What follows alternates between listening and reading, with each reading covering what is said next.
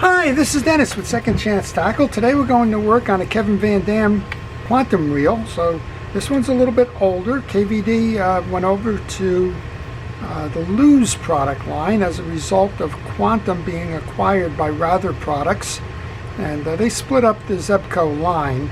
So Zebco had Zebco, Quantum, Van Staal, and Finor. Well, the Zebco and the Quantums were sold to Rather Products, which their lead product is Lose reels, and Finor and Van Staal went over to Pure Fishing and in that divestiture. Well, we've got a reel here that's a nice bait casting reel. We're going to take it apart. We'll show you how to service this one, how the reel works, how to get under the particulars of it, and how to keep it fishing. So I'm going to start by removing the exterior pieces and parts. We'll start with the handle and the assembly on this side, and we'll come over to the other side. This is a cap. You'll notice a couple of things. I wear a protective glove to keep the greases and oils off my hand. I also use a parts tray. It's just the bottom of a fast food container that helps me to store the pieces I take off so that I know where they will go when it's time to put them back together again. I also like to take a moment and get the schematics off the internet. I believe this one came from realschematics.com. It shows you the breakout of the reel, just in case you stumble along the way. And I always recommend that you take pictures as you take the pieces apart. Take it at critical junctions so that you know where those orientations are. Maybe give you a look so that when you go to put it back together again, if you get stuck, you have a reference point in addition to that schematic.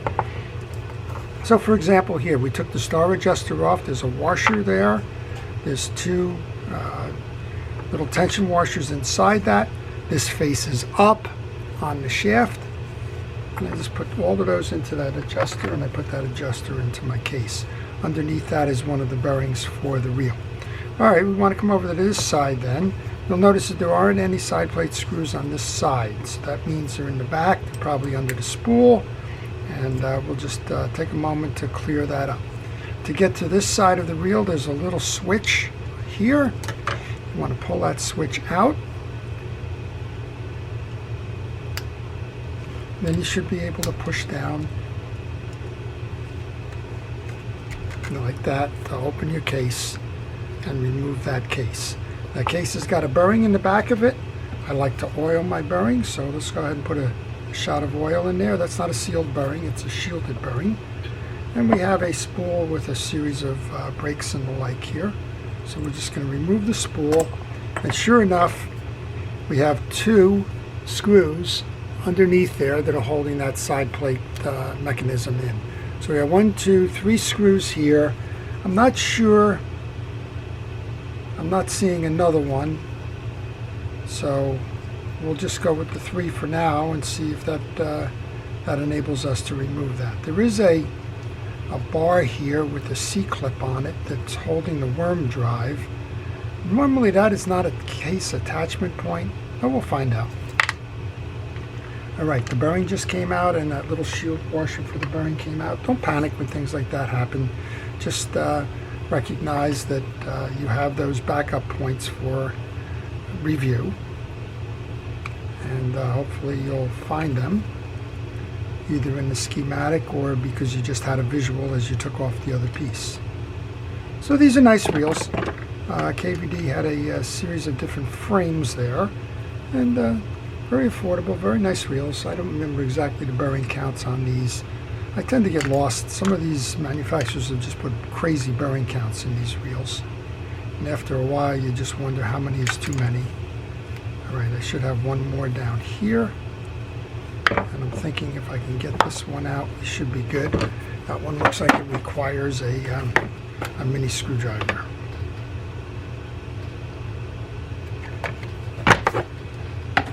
I always keep those close at hand because, well, as I'm taking these off, I really don't like to put down the reel too much and then find out I need to do something and lose track of where those pieces of parts came from.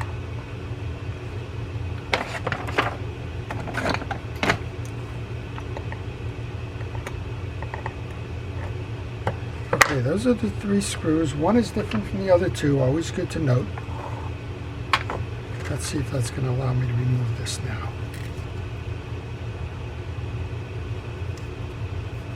Well, it's not, so there's one more screw, and in order to get to that screw, we have to remove this mechanism here, the shield. So I want to see how that shield attaches.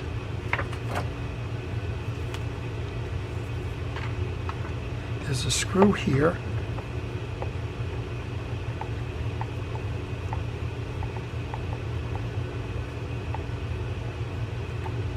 These guys do a good job of hiding all of the screws in order to, I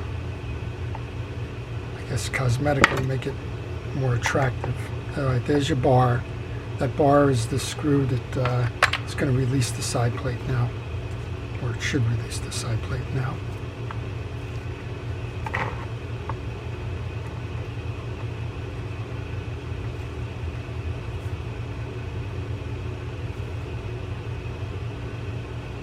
Okay, to remove that, we have to come back here. This little trip mechanism is still in the way. And you got to watch this because you don't want to shoot this. Remember how that one's going to go. And there's that other screw. And boy, I'll tell you what. Like I said, they didn't make this one any easier, did they?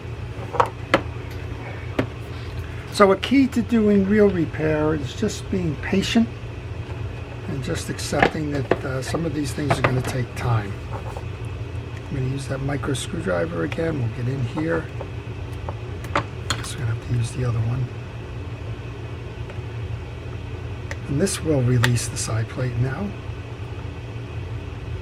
I did hear a little kind of grinding going on there. I'm thinking that's probably just lack of grease or oil or dirt. We'll figure it out.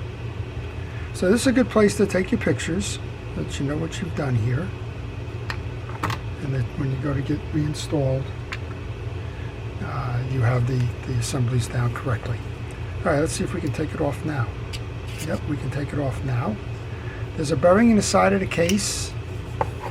There's the anchor for your anti-reverse, the collar. And just like the other one, I'm going to put some oil into that bearing there. And then this assembly is pretty much what you would expect to see in a bait feeder assembly. You've got a yoke with 2 springs on it. And those of you that watch my videos know I want to get those springs into my parts tray right away before I do anything else. Those springs have a tendency to shoot. And if you're not paying attention, they're going to find themselves on the missing in action list there. We can remove the gear assembly. We're going to remove the axle shaft because there is a bearing under there. We're going to remove the yoke and the pinion gear. We got one more bearing underneath here. Go ahead and oil that one up. And then we're going to clean them all. We'll take care of getting this reel back together again.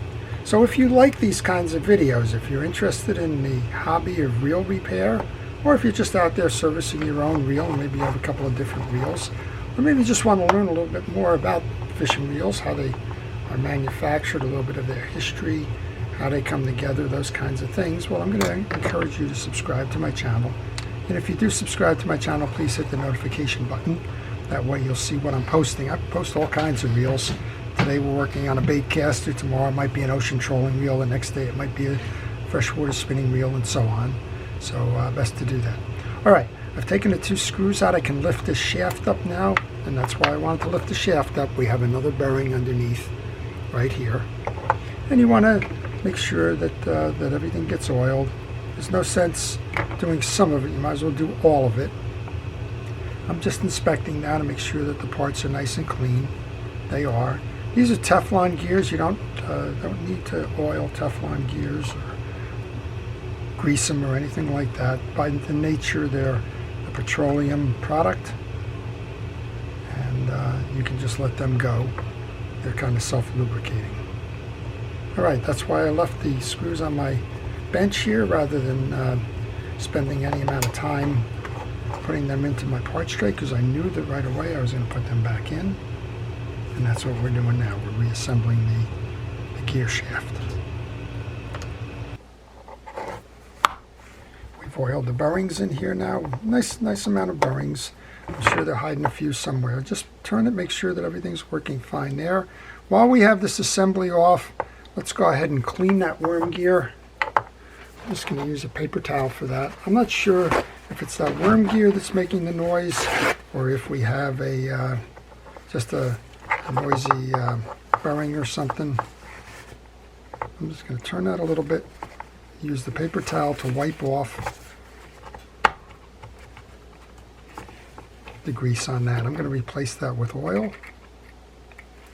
Also going to take a moment to remove the cap for your pawl. I get asked a lot, how frequently should I service my fishing reels? And my answer is annually. Not because I'm greedy or looking for work, but you should do it annually just to keep your reel clean and in top performance. It's sort of like the oil changes on vehicles when they tell you you should 5,000 miles or 1 year or whatever their recommended intervals are. It's for your benefit. And this channel encourages you to do it yourself. So my word to you or advice to you is that that's exactly what you want to do, and you want to do it on an annual basis. Whether you do it or you have somebody who's a real repair shop or service shop do it, doesn't matter. Okay, we're going to use fishing reel grease here. I'm using Penn Precision reel grease for this. Got a little bit into the channel. Looking for the angles. Here's your angle pieces. That tells me that that's the back of the drive. So I want to set this in that position where the spool adjuster part or the spool acceptance part of that gear is facing inward. The gear for the main is outward, and you can tell there's a little indentation in these holes here. That's the carriers for the spring. It's wider than it is on the bottom here, so that's your kind of your key there. We can go reinstall this. Let's go over to the main gear, see what we have here. So we have Carbon Tex washers here. Carbon Tex washers don't need to be greased. If you do put grease on them, you should wipe them clean. This one's got a little bit too much grease on it, but you know what? That's okay. Same thing here. When you put too much grease on, all it does is squeeze out and go into other portions of the reel. That's generally not good in any regard. Right, so we have a traditional 6 drag washer setup. We have 3 metals and we have 3 of the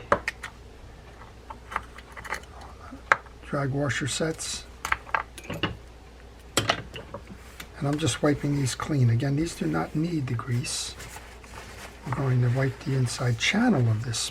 That's where some of that extra grease kind of went. So we'll install the big washer with the kind of significant hole there. And we have what's called a keyed washer. It's rectangular. And we have the second of those larger O-ring kind of washers. Then we have what's called the eared washer. It's got the points on it that nest inside of the main gear. And we have the last of the washers. And we have the plate that's going to go up top. Now you can leave that plate off for a moment. Underneath that we have the click ring or ratchet, which is going to trip the reel from free spool to engage, and we have a hard washer on top of that. That goes on first. Now if you had a question, it's real easy to flip-flop this around and it's not going to work. Check the orientation of your dog, or your click free spool ratchet, if you will, or dog, whatever they want to call it. It needs to be pointing in the same direction as the cavity here. That's going to intersect with that, so that's the right positioning. Hard washer. We can take our gear assembly. We're going to do the same thing here with the gear assembly and make sure that we get some grease on that. You want to inspect all the teeth. Make sure that they're uniform, that they're not clogged with old grease, that they're not chipped or warped or somehow looking like they don't belong the right way, because that'll only cause you problems later on. It won't perform to its max. All right, we're going to put that on now. I'll walk that down, and we're going to make sure that merges with the pinion gear before we put the bell washer on, which is the top washer for that assembly. So that's the inside of your reel, with the exception of the 2 springs that we took off first. So let's go ahead and put those 2 springs back on. One goes over each post.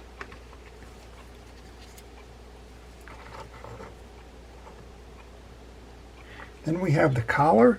You'll notice on the collar, one side is flush, the other side has 2 points on it. The 2 points go into the bell washer or cap washer. You can use the terms interchangeably. And then we can put our case back on. Orient the case first, bring it over the top. Get it all set up and make sure that it fits snug and that you're not fighting anything as you go to put the case in. Next up is to put this small screw into the case. Get that seated properly. This is the one that you need to have that bridge off, or the line guide guard off, before you can put it together. So don't go installing that line guide first. Okay, that's in. Now we have our trigger. I've put that back in the hole there. Not quite sure. This may go in easy or it may not.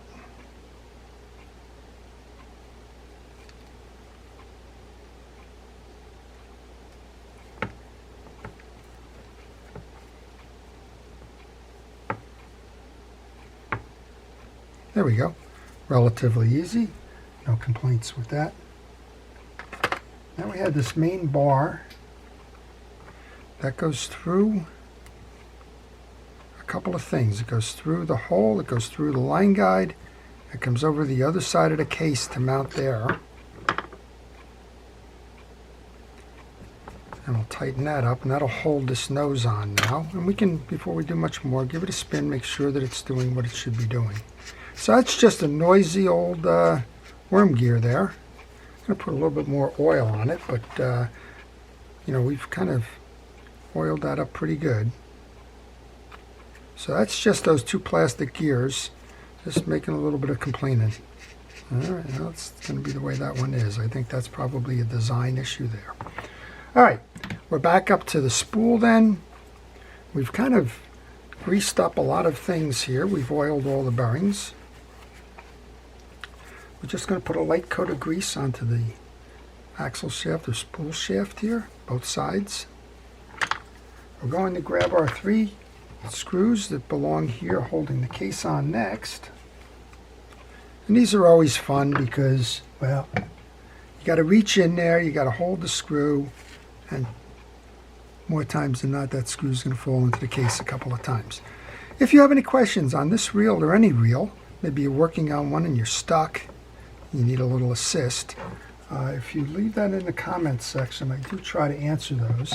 I try to answer them in the morning, so please be patient. If you're asking a question and I don't get right back to you, well, I'm doing videos and I'm working on reels and enjoying life as well, so if I don't respond right back to you, don't think it's not going to get answered. But if you leave a question about a reel repair, maybe it's a project you're on, maybe you're looking for something, and if I can help you, I'll try to do that. And generally, I'll try to answer those in the morning. So if you leave one at 3 o'clock in the afternoon, you probably won't get an answer at night, but you probably will get it the next morning. All right, one more of these screws to hang out here. They did a good job of camouflaging these screws. I think that's more for aesthetics than for the people that are doing the reel repairs. All right, that one's in. I like the reel, I like the setup. It's nice and it's well made. Light spool, very light spool, should be good for casting. That goes in next. I want to grab our assembly then. I'm going to start that off. Just a little bit of a trip. Break it up, make sure that that locks in. give it a turn right now. It's turning beautifully. Check the trip. Trip is working. Next step then, we have our bearing. And we have that little shield washer. And then if you started to forget where these pieces went after that, well, that's why I told you to take pictures earlier. Remember what we said, the cap. There's 2 washers in here. The cap faces up. And we have these, they're concave or convex washers. They have a valley in them. Don't try to straighten them. They're tension washers for your adjustment on your star adjuster. I like to put them face to face so that there's a gap in the center. You can put them whatever you want. Some will increase the gap one way versus the other. But get them both in there. Then there's a flat washer. You don't see it, or you didn't see it when I took it out because it's kind of stuck to the back of this. But it's there. The flat washer goes on top. That's going to compress those concave ones, and it's also going to be a solid footing for our star adjuster. Star adjuster goes on next. If you do not get that click ratchet to fall into place, you want to look underneath here and compress that little kind of arrow point that comes out of it, but in this case it seems like so if it doesn't go in smoothly, you can work it in, use your handle as a wrench, but make sure that it does get in and seated. Otherwise you won't have any drag. That tension washer belongs between the star adjuster and the handle. The handle is next. The cap nut is on, and we're just about ready to give this a little bit more of a tune. Got one more thing to do after this. So what have we done so far? We've taken the reel apart. We've made sure that it was all cleaned up. Then we've examined all the pieces and parts to make sure that they are clean and not broken. We lubricated all the moving pieces and parts after the cleaning. And the only thing we have left to do here is to oil the bearings in the handle and give it a final test.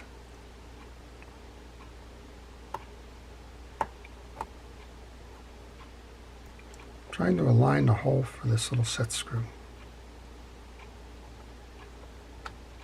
There we go. Nope. So sometimes, oh, I guess I got it. Yep, I did. All right, there's 2 big screws here that are holding the access for those handle bearings. Sometimes you just get tricked by them when they say that the reel's got so many bearings. Well, they got bearings in each handle knob as well. Oil them, close them right back up. And whatever you do, use fishing reel greases and oils. Don't use the household stuff. It's not, there's no excuse. The fishing reel greases and oils just aren't that expensive, and they're designed for marine use and for waterproofing and lubrication and the like. So I'll get squirting both of those. I'll keep those handle knobs running well, and we'll be on to final test. We already know that most of the stuff is working. We didn't test the drags. We did have a noisy worm gear there. I'm just thinking that's probably wear. But let's give it a run. Very nice. I like that. We'll test the drag, make sure that gets tightened down. Drags are good. You know what? It even quieted it down a little bit. Let's see what happens when we spin that spool. I love that spool. It's a nice light spool. You can see how nice and easy it turns. And it looks like a lot of that noise that I was hearing earlier is gone. So that's it. That's your Quantum. It's the Kevin Van Dam Special. It's the 150 SPT Tour KVD model. And that's how you take it apart, you service it, and you put it back out there ready to go fishing again. So if you have a reel like Craig, and you want to have yours serviced, if you send me a note on the email on the business card that follows, I'll be happy to provide you with repair information. Better yet, I hope you do it yourself. That's kind of what Second Chance Tackle is all about, showing you how to do it so that you can keep your reels running and go have endless days of fishing enjoyment without worrying about those reels breaking. So, to everybody, Thank you if you're a first responder and essential personnel, all the uniformed people and the like that are keeping us busy, keeping us safe during the pandemic. To all, please stay safe, stay well, and stay watching. This is Dennis with Second Chance Tackle. Have a great day.